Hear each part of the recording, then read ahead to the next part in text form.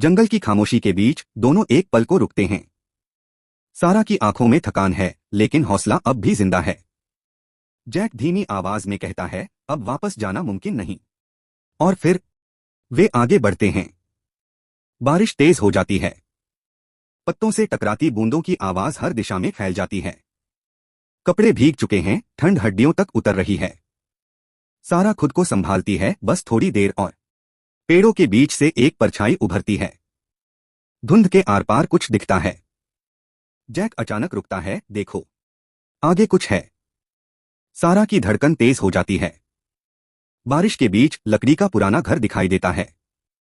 टूटी छत, गीली दीवारें, लेकिन एक उम्मीद। सारा राहत की सांस लेती है। जैक इशारा करता है, यहीं रुकते हैं। दरवाजा बंद होते ही बाहर की बारिश थोड़ी दूर लगने लगती है। अंदर अंधेरा है, लेकिन सुरक्षित। सारा दीवार के पास खड़ी होकर सांस सामान्य करती है। जैक इधर उधर देखता है, कुछ तो काम का मिलना चाहिए। लकड़ियां सुलगती हैं। धीरे धीरे आग जल उठती है। कमरे में हल्की गर्माहट फैलती है।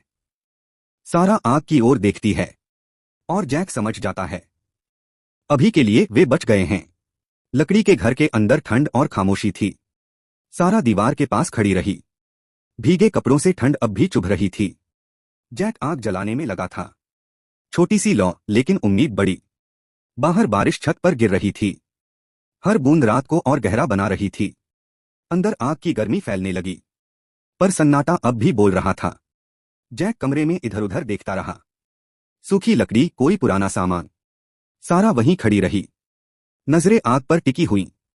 आग के पास बैठकर दोनों ने पहली बार राहत की सांस ली। ठंड अभी बाकी थी, पर साथ होने का भरोसा ज्यादा था।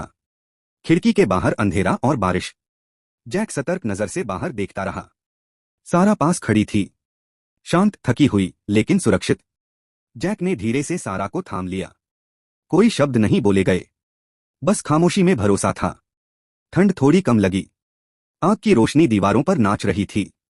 रात और गहरी हो रही थी। जंगल की आवाजें पास आ रही थीं, लेकिन घर ने उन्हें थाम लिया। थकान ने दोनों को घेर लिया।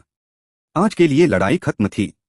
नींद से पहले बस एक एहसास, सुबह क्या लाएगी कोई नहीं जानता। ये घर सुरक्षित था, पर हमेशा के लिए नहीं। आग बुझने से पहले कई सवाल हवा में तैरते रहे।